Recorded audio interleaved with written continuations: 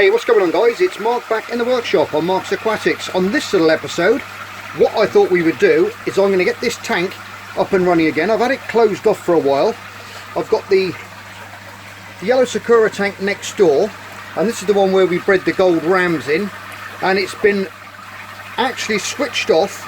I just drained out half of that water, got the spray bar going again, put a filter in there, cycled filter, sponge in there as well.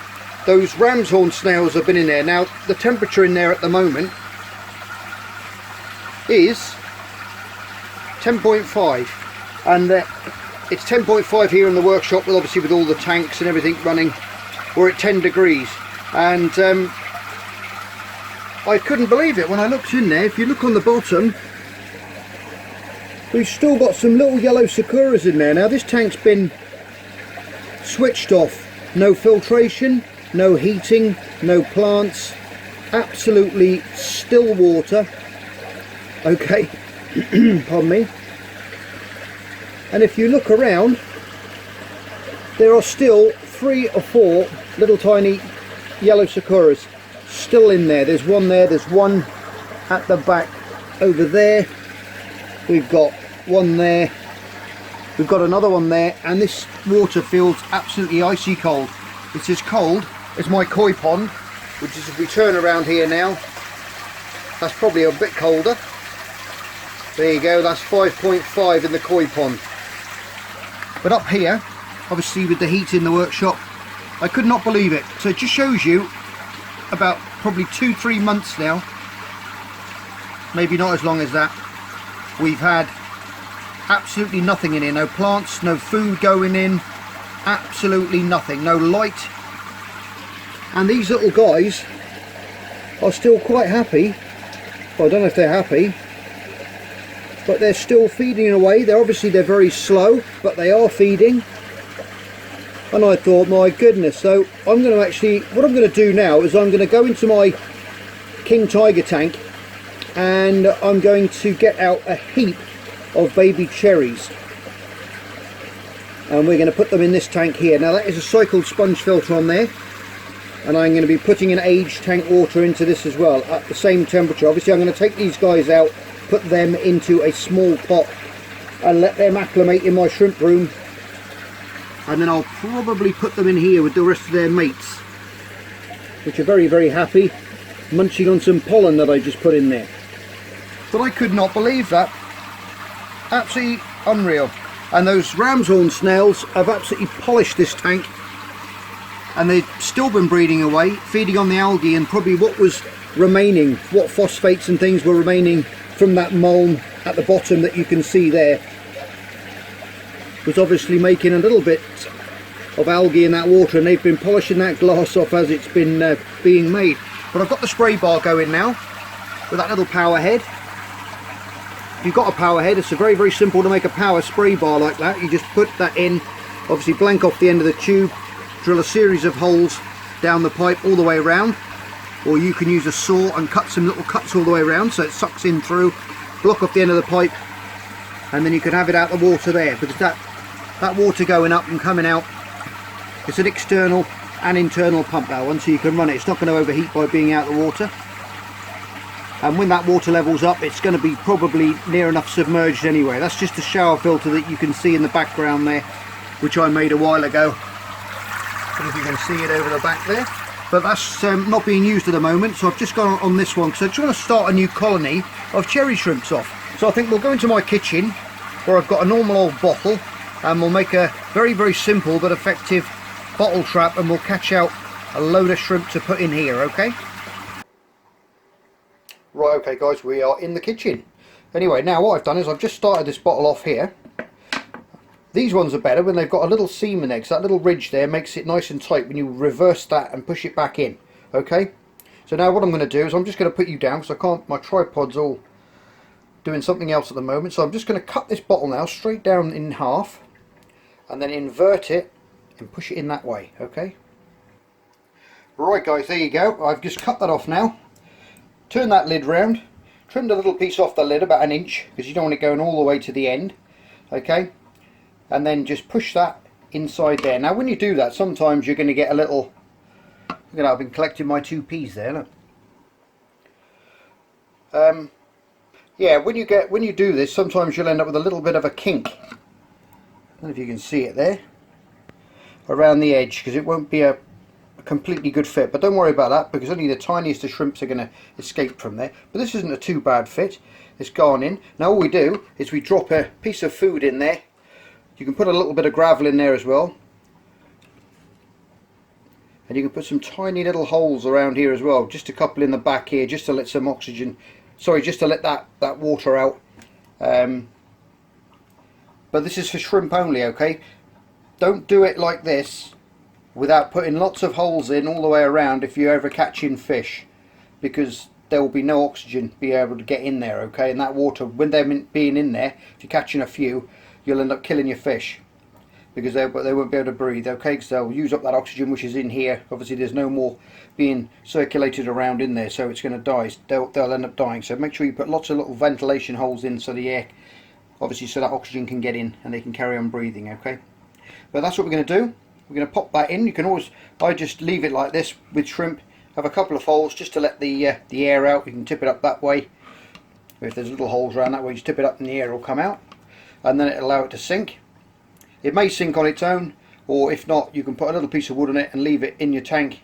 We've all made these as kids, catching minnows down in the rivers, and very, very simple but very effective trap for catching small fish and small things in streams and in your tank. So I think what we'll do is I'll pop some food in there. We'll go into the King Pleco tank, pop it in there. I'll put probably one of the shrimp hides on top, or one of the clay pots, the caves on top of there, just to hold it down. Right guys, as you can see, I'm inundated with cherry shrimp in this tank. There is no end of them. They are absolutely everywhere if you look, and it's about time that I clean them out and started off a new colony in that small tank in the workshop, I think, to make sure I split the colony, because sometimes you could have a crash or something could happen, and it's best to not have all your eggs in one basket, as it were. So what I've got, some mixed up there, some rapeshi there, which I'm just going to cut a piece off with my spoon. For a moment, I'll just drop that into here. Right, so that's gone in there now, and then what we can do is fill that up with water, and with a bit of luck it will sink, because plastic likes to sink.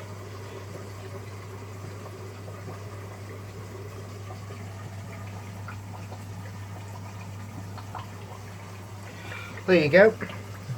That's the trouble, you see, when you put this crap in the ocean, it sinks down to the bottom, gets mingled in with the food chain, and then we end up with all sorts of horrific things going on in the sea, which we don't want. So be careful, make sure you recycle your plastic very well, guys, okay? Right, okay, it's in place. I know some of you are saying, why don't you just put a net in there and catch them all out? But doing it this way, it's pretty much stress-free for them. It's something they're going to go in and go in at their own time and their own pace. There's one going down there now, sniffing around. And I do like to just watch them, being an old fisherman myself. I love watching them go in there. It takes me back to my crab and lobster fishing days. So it's great fun to watch them go in there. Right, what I have got here is a little bit of that choya wood as well, which is the old cactus wood. And what you can do, you can just pop that in there like that, and that'll give them something to climb up, because I find as well with these traps is when you just leave them like that, with the front and with the plastic being so shiny, they tend to skid around trying to get up. But this way you put a nice little platform for them to walk up. You could also put a little bit of scent trail on the wood as well, leading up into there, and before you know it, give it a couple of hours and they'll be flying in there. Yeah, another reason for doing this as well is I'm going to rescape all this now. I'm going to get some nice big bits of driftwood in there, and I've just taken a few bits out and moved things around. I've got another lovely big chunk in there, some more yellow sakuras in here actually, in with the cherax, with the old red claw crayfish that you can see lurking around down there. I've got those bits on the corner at the moment because they like climbing up the silicone and getting out, the old yabbies, so you've got to be careful with those.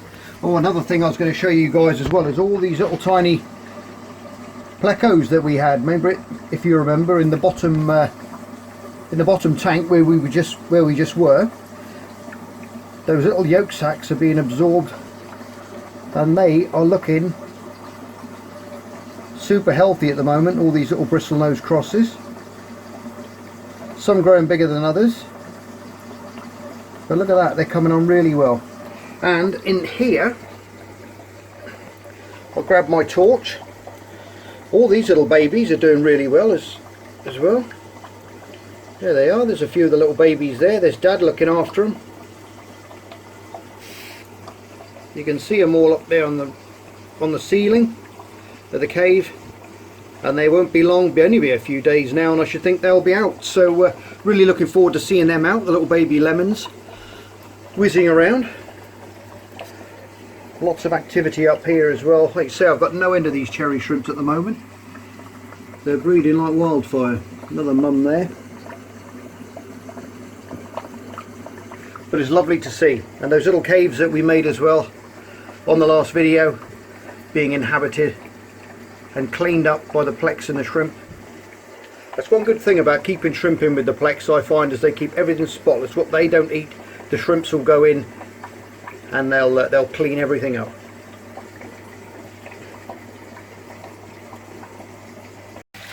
Right guys, okay, now then, what I've done is I've emptied most of the water out of this tank, and I've just replaced it with all tank water from the tank that you just saw all the cherries in, okay? And so we've got a cycle filter in there from that tank. All the water in there is from that tank, so parameters are going to be identical, okay? And the buffered substrate that you can see in the bottom there, that's really lost its buffering capabilities now. So obviously for the plant growth and all that kind of stuff, once you've used that up and that buffering capacity has been used up, you've got to start putting in different nutrients and minerals back in for your plants. But we're going to use Anubias and stuff like that in here. I thought I'd just make it, I've got a few rocks kicking around, so I thought I'd pop them in there, make a bit of a scape, nothing fancy, wait till it clears up a bit, clean that filter through again, and then put a few stones in and a few plants in before we put these shrimp in, okay?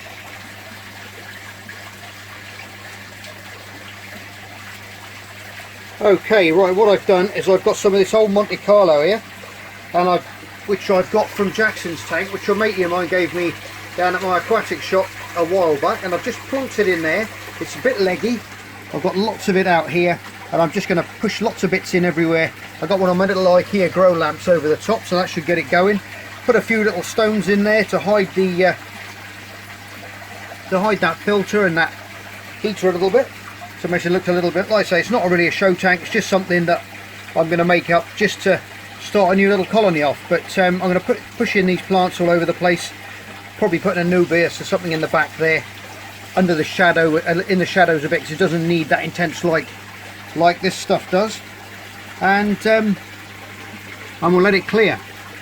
A good way actually, when you're putting a spray bar in, if you want to, when you're doing your aquascaping, when you've got debris in the water like this, it's a really good way. Watch the debris and see if you're getting good circulation all the way around your tank, okay? Now what I've done is with the spray bar, I've faced it back, so it's blowing from that spray bar now against the back, so it's blowing down and around, and it's making a circular flow, okay, like that, all the way around. And that's a good way to do it. Right, I'm going to get this tank finished off and then we'll have a look at it. Right then, okay guys, we are back in the tank. I've let it settle a little bit. I've put the Anubias in the back there. I put that bit of Monte Carlo in there, that stuff that we had out of Jake's, out of little Jackson's tank there. That's looking all dandy in there. Chuck those little rocks up, bit of escape. Like I said, a bit of Anubias in there hiding the filter. Now I've got all the shrimp out. I didn't take you through all that, but I've got them in the pot here. Now look at that lot. Now that's what happens when you get the conditions right and your cherry shrimp decide to have an explosion. Well, that's what happens. Now there's a couple in there which I'm going to take out and put in another tank. There's one little guy just at the end of my finger there, which has got little red tiger stripes on. So we don't want him going back in, and we're going to lose that red. There's a couple actually I'll be taking out. but most of them are nicely coloured up. Now the reason, I'll just come around the other way a minute and I'll reposition you. Right guys, I've just set you up again. I've got a bit better light in. It's in the evening now, so it's a little bit shadowy in here, but I've set the light up now so you can see all the different sizes of shrimps. Now we've got some, basically we've got from nearly newly hatched right up to adults here, all the way through the different sizes that they get. And you can see now why I use the bottle trap.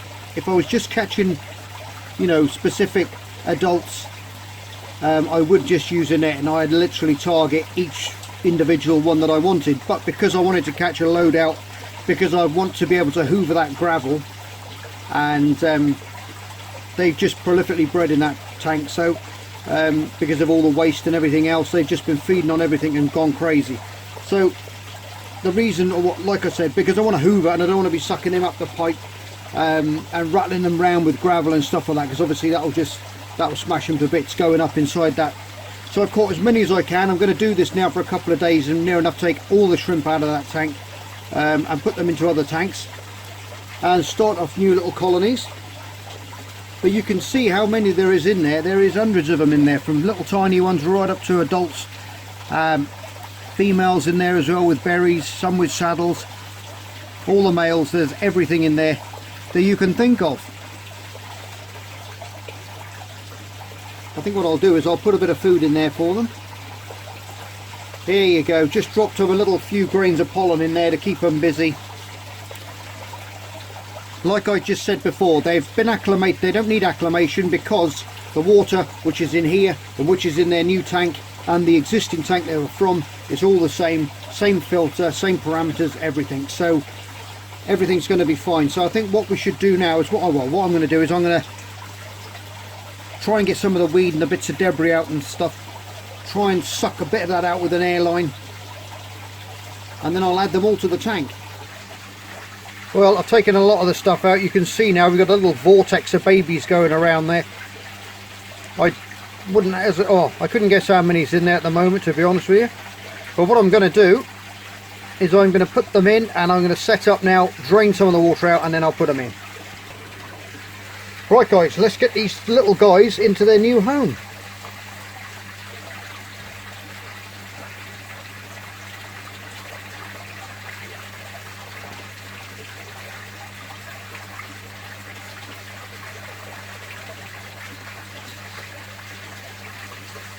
I love setting up new little tanks, I really do. They're just going to come flying out. They're going to stop right in the back and they're all going to come out in the last big flow. You watch.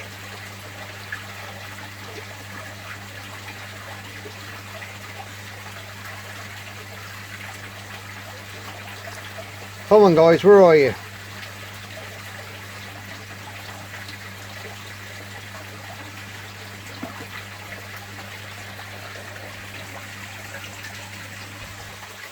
Just having a quick look, make sure there's none stuck on the back of the bowl, because that does happen. Oh, here's a couple.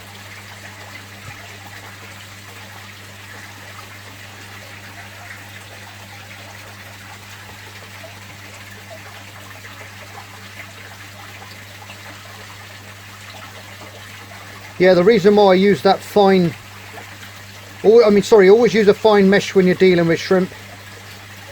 And like I said before, the reason why I use that bottle is because if you can imagine trying to net these little tiny ones out, you'll damage them and kill them so easily.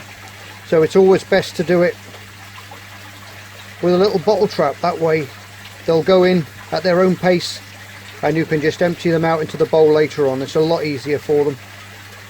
I'm just going to have another check in the bowl again, making sure. My goodness, they're being stubborn right till the last minute there. Normally they go out with the flow.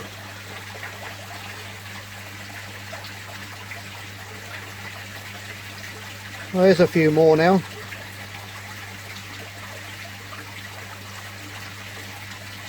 That's a bit better.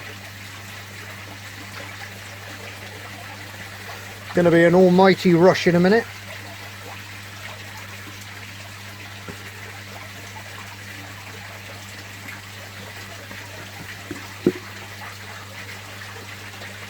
My goodness, look at that lot. Just give that bowl a quick stir up. Have a quick check in the bowl while you look at those. Hit the old subscribe button, guys, if you like the videos that I make. I sure would appreciate having you on board. Fantastic stuff. Look at all those guys in there. Hundreds of them. Oh, that's brilliant. Like I said, I love setting up new tanks. Always exciting, even though, like I said, there's nothing special in there. It's just a few little bits of plants I've had from the shop. Pardon me. That little Anubias there, little bit of elephant skin rock, mountain stone. And we've got a new mega colony going there already. And from there now I can take out some buried females, put them in other tanks. Right next door there we've got the yellow sakuras as well. Those little guys are feeding away on some of the shrimp food that I've made. They say if you're new to the channel, I've got all the videos on my playlists on how to make the shrimp food, which you can go back and have a look at. But look at those guys. Fantastic, beautiful red. All those little babies, now they're going to disperse all around the tank and they'll get to work straight away cleaning up everything. And any dead and decaying stuff, leaves, stuff of that nature, they're going to be picking up and munching away on it. So I'm not going to add any food. Look at those cluster of babies in the back there. I'm not going to add any food now for probably 2 or 3 days. I'll let them go all over that tank and pick it spotless, and then I'll start adding little bits of food in later on. That little bit of pollen that I did put into the bowl, that's gone in there as well, so they have got a little bit of food in there. Lovely stuff, look at that. Exploring their new home. Anyway guys, I hope you like that little episode. As I said before, if you're new to the channel, hit that subscribe button if you like the videos, and that notification bell, and you'll be notified every time that I put a new video up, okay? And as always, you're all stars, love you loads, take care, and I will see you on the next episode of Mark's Aquatics. Bye for now. Look at them go!